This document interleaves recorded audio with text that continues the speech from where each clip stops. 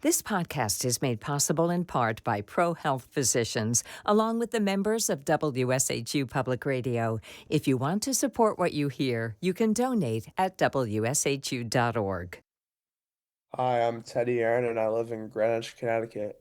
I tried to make this app in 2025 because a loved one of mine is sick, unfortunately, and they're in my household. So I see cancer every day and I know what it looks like and how hard it is on people and as well as in the family. So I wanted to make an app to support both the patients and the caregivers. And we help people trying to improve their communication in between appointments, which ultimately would make them live longer.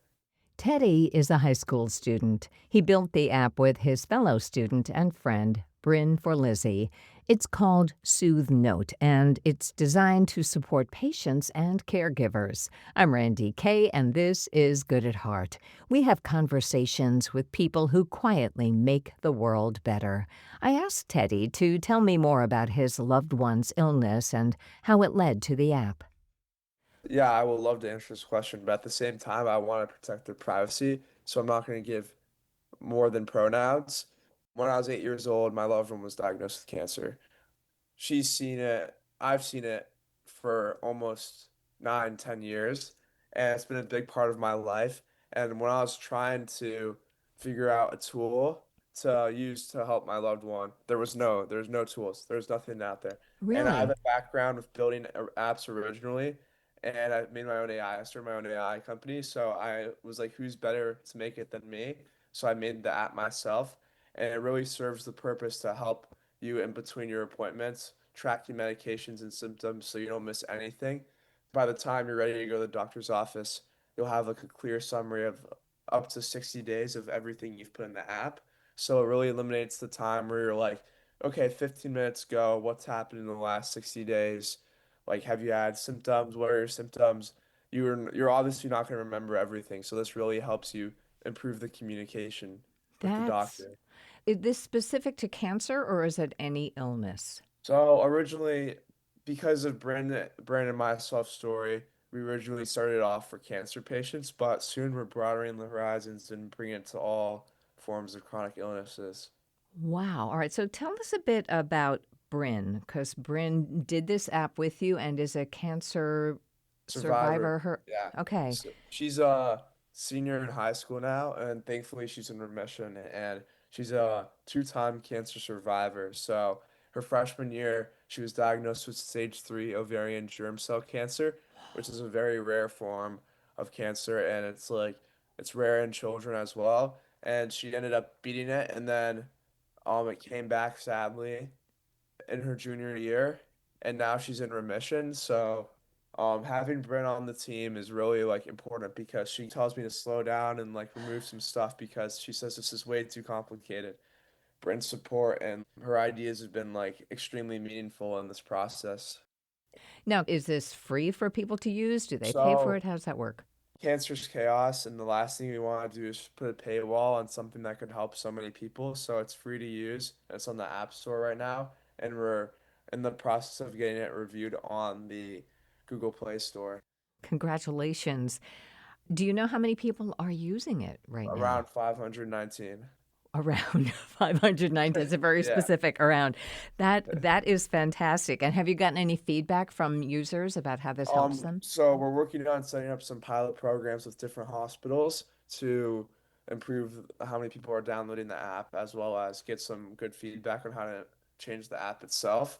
So we haven't been really setting up feedback forms inside the app, but we're on track to gain a lot of feedback in these programs this fall. Now, you mentioned caregivers as well. So that is a great bunch of unsung heroes, if you will, Yeah. in the world of illness. And I know you have experienced it within your family and perhaps with your friends. Can caregivers add information into the app if they have permission, I would imagine? How does that work? Yeah, so 1 in 3 caregivers actually experience burnout within the first year of taking care of a patient. So we wanted to find a fit to serve both the patients and the caregivers. So the patient can provide a caregiver a 6-digit code. It's encrypted, it's fully safe, and it's a once-use code. So once they link, it's over. The code can't be used anymore. the caregiver will enter it on their screen, and immediately you get all of the information the patient puts in throughout the day will appear on the caregiver side in a simple UI friendly, visually friendly way. And the app is made off simplicity, so that's why it's really easy to use as well. And then the caregiver can see how the patient's doing without hovering over them, like not going up, "Are you okay? Are you okay? How are you feeling? How are you feeling?" They can just look in the app and just have maybe a more normal conversation when they want to go in, besides really focusing on like their feelings throughout the day. And we also have added ways to like send messages to the patient from the caregiver side, like "we're thinking of you," etc. So the patient can see on their hard days that their loved ones are there for them without have them hovering. And then we also have notes. So if you have more than one caregiver in your family, you can leave a note for example, like if my brothers are taking care of my loved one, I could leave them a note like, "Okay, I just administered drugs, etc." And they could be like, "Okay, we know not to go that way when we go in." That is so wonderful. And I love what you said about I think we've all known people with illnesses and Yeah, cancer, and they have told me they long for a conversation other than, "How are you doing? How are you feeling?" Like just to talk exactly. about what's on Netflix or what book Or they're like, yeah, reading. like the World Cup, maybe. Right. Yeah. Right. Exactly. So this is amazing. Can I ask you, like, what is it that inspires you? Is there advice that you got, or a role model, or a quote that has sparked you? Like, what I, what I would say inspires you, Teddy? I would say like what inspires me is just the idea that I'm helping so many people and that I can change someone's life where pain has been in mine. I say this a lot instead of like being upset and like why does it have to be me? Like it's so unfair, like all this stuff. I can put my energy into something that's positive and that is helping others. And a role model of mine is my dad because he tells me never to give up and he's always been by my side my whole life. And his advice and like just the way he is and how honest he is really like important to me. Thank you. That's amazing. I'm gonna not cry. Okay, so how how can others help you and Bryn now with this app? What can others do to help you or support the work that you're doing? Just downloading the app and leaving 5 stars. That's like all you have to do. And maybe if you would like, you can send us an email via our feedback forms on our website. They're really easy to get to. We're always looking for feedback and improvements. When we launched our first version of the app, I was getting emails from people like, "Okay, this is a bug. This needs to be fixed." It meant the world to me that people were reaching out. And like I know the app is fully secure. I see people are using it just because it's hitting our company credit card. Like people are using the app, so I know that's for sure. But just keep using it, and if you have a loved one that has cancer, it could really help them, or any chronic illness, really. Anyone can use the app Now, why the name? Why Soothe Note? Where did that come from? because we want to soothe, like as in soothe, like keep people calm, like soothing, and then a note, just like a happy note. So like sending a nice note, keeping someone in mind. So soothe note. I know Bryn's not feeling well today and so couldn't join us, but if Bryn were here, do you think there's anything she would have liked to have added?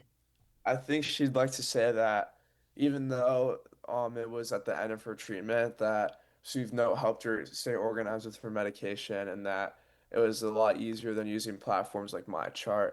It meant the world to her to have a platform like that and how like based on her experience she can actually see people using it. It was helpful to her, so it'll be helpful to others and that like cancer doesn't have borders, sickness is everywhere and that like we're just trying to help as many people as possible. Wonderful. All right, that brings me to the final of the five questions. Why do you think we're here on Earth, Teddy Aaron?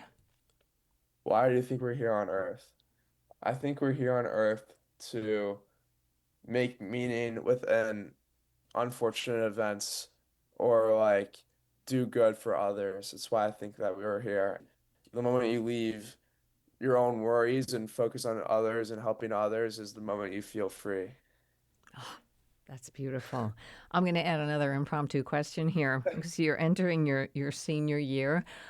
What are your dreams for your career in your life? I hope to continue to expand Soothe Note, but as like a side gig, obviously, but I want to continue to be an entrepreneur and just keep doing what I'm doing and make a path for myself that no one's written yet, and just like learn from others who are brilliant.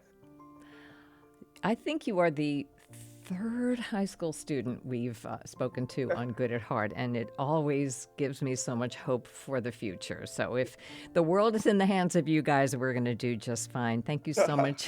Thank you so much for joining us today. course.